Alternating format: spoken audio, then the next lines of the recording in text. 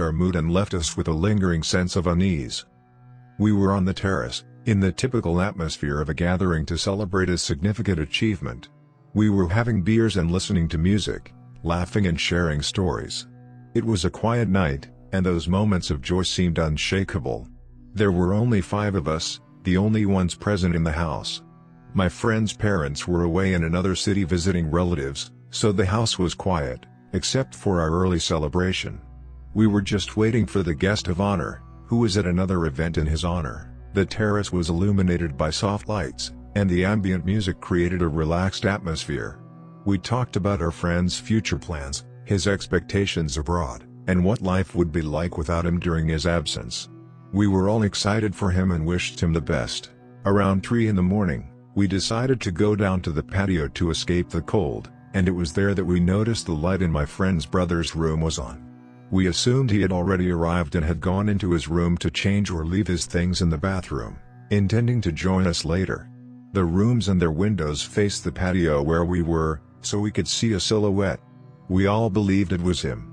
However, he never came down. After a while, around 5 in the morning, we went to sleep, assuming my friend's brother had fallen asleep in his room. It was around noon when we woke up, feeling a mix of fatigue and persistent curiosity. The conversation about going to the market for lunch began to arise among us, like a tempting idea after a night filled with celebration. The house was immersed in a strange and oppressive silence, interrupted only by our soft footsteps as we moved from one room to another. The idea that my friend's brother was still sleeping lingered in our minds, as if deep sleep were a logical explanation for his prolonged absence. The belief that he had arrived sometime in the early hours of the morning clung to us, giving us a false sense of normalcy. Finally, we made the decision to check my friend's brother's room. The door was closed, and upon opening it, we were hit by a nauseating odor that filled the room. It was a pungent stench, like decomposing garbage or something equally putrid. Our expressions turned to disgust and surprise, and the normalcy we had assumed began to crumble.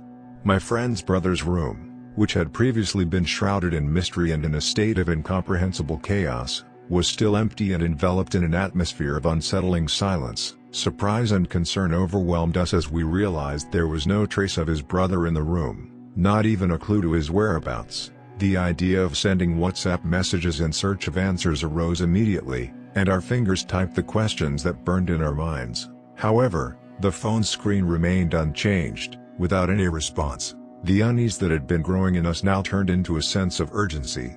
Desperate to get some sign of life, we decided to make a call. When we dialed his number, the phone rang with a distant, almost distant tone. The disconnect between the ringtone and the phone's location puzzled us, and a feeling of strangeness overcame us. The call seemed to come from an unexpected place, from beneath his bed.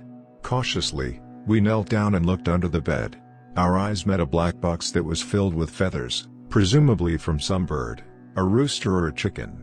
The phone was hidden there, emitting its distorted ringtone from this strange hiding place. A chill ran down our spines as we lifted the box and retrieved the phone. Upon checking the device, we found a set of bewildering photos. The images showed scenes of us on the patio during the early morning, as if someone had taken them from the window.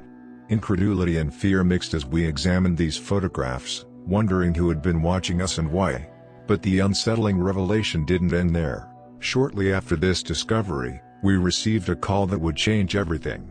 The voice on the other end of the line informed us that my friend's brother had been in the hospital since the day before due to a car accident. Fortunately, his injury was not serious, but it kept him away from his cell phone. The fact that the phone was hidden under his bed while he was in the hospital raised more unanswered questions and deepened the mystery surrounding that terrifying night.